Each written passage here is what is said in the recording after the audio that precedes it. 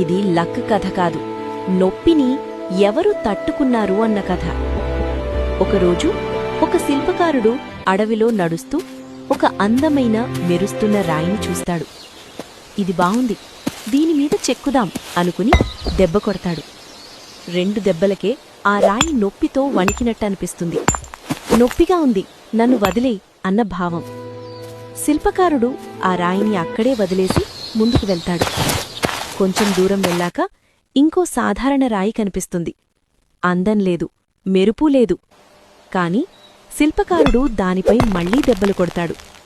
దెబ్బమీద దెబ్బ పడుతున్నా ఆ రాయి ఒక్క మాట కూడా అనదు. నొప్పిని మౌనంగా తట్టుకుంటుంది.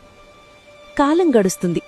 ఆ సాధారణ రాయి మెల్లగా ఒక దేవుడి ప్రతిరూపంగా మారుతుంది. రోజూ పూజలు, పూలు, నమస్కారాలు, జనం తలవంచే స్థానం. కాని పూజలో కొబ్బరికాయ కొట్టడానికి ఒక రాయి కావాలంటే అక్కడికి తెచ్చేది మొదట నొప్పి తట్టుకోలేక వదిలేసిన అదే అందమైన రాయి. అప్పుడా దేవుడి ప్రతిమ నిశ్శబ్దంగా చెబుతుంది, లక్ కాదమ్మా, నువ్వు ఆ రోజు నొప్పిని తట్టుకోలేదు. ఇది లక్ కథ కాదు, నొప్పిని ఎవరు తట్టుకున్నారు అన్న కథ.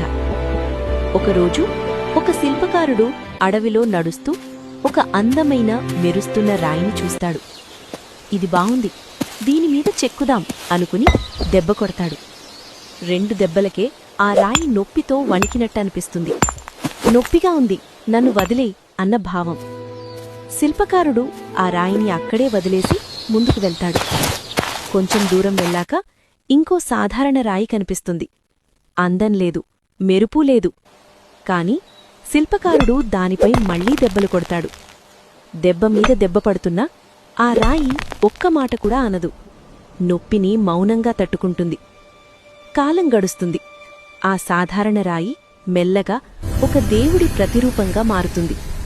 రోజూ పూజలు, పూలు, నమస్కారాలు, జనం తలవంచే స్థానం. కాని పూజలో కొబ్బరికాయ కొట్టడానికి ఒక రాయి కావాలంటే అక్కడికి తెచ్చేది మొదట నొప్పి తట్టుకోలేక వదిలేసిన అదే అందమైన రాయి. అప్పుడా దేవుడి ప్రతిమ నిశ్శబ్దంగా చెబుతుంది, లక్ కాదమ్మా, నువ్వు ఆ రోజు నొప్పిని తట్టుకోలేదు.